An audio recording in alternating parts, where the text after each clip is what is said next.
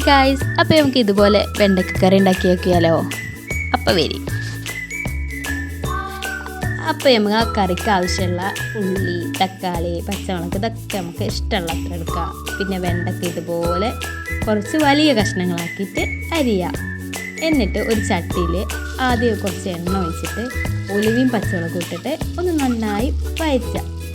അതിന് ശേഷം കുറച്ച് വലിയ ഉള്ളി ഇടാം. ഉള്ളി ഒന്ന് വാട്ടാൻ ആവശ്യമുള്ള ലേശം ഉപ്പിടുക. എന്നിട്ട് നന്നായി ഒന്ന് ഇളക്കാം. പിന്നെ കുറച്ച് കറിവേപ്പിൻ്റെ ഇല ഇട്ടിട്ട് നന്നായി ഒന്ന് ഇളക്കാം. ഉള്ളി ഒന്ന് വഴണ്ടി വന്നാൽ നമുക്ക് തക്കാളി ചേർത്ത് കൊടുക്കാം. എന്നിട്ട് ഒന്നുകൂടി ഒന്ന് വഴറ്റാം. അതിലേക്ക് ലേശം വെള്ളം കൂടി ചേർത്തിട്ട് ഒന്ന് വഴറ്റാൻ വെക്കാം. പിന്നെ കറിക്ക് ആവശ്യമുള്ള വെളുത്തുള്ളി ഇഞ്ചി പേസ്റ്റ് ഇട്ടെടുക്കുക.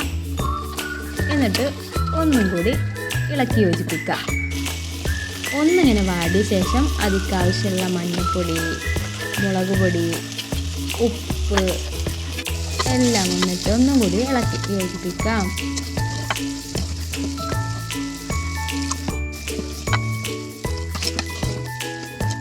പിന്നെ നമ്മളെ കറിക്ക് ആവശ്യമുള്ള പുളി എടുക്കുക. പുളിവെള്ളം നന്നായി തിരുമ്മിയിട്ട് അതും ഒന്ന് പാർന്നെടുക്കാം.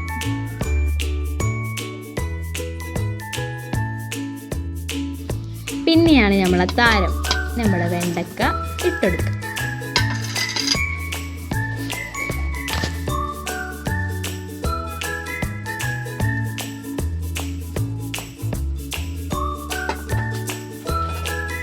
ഇതൊന്ന് അടച്ച് വേവിക്കാം.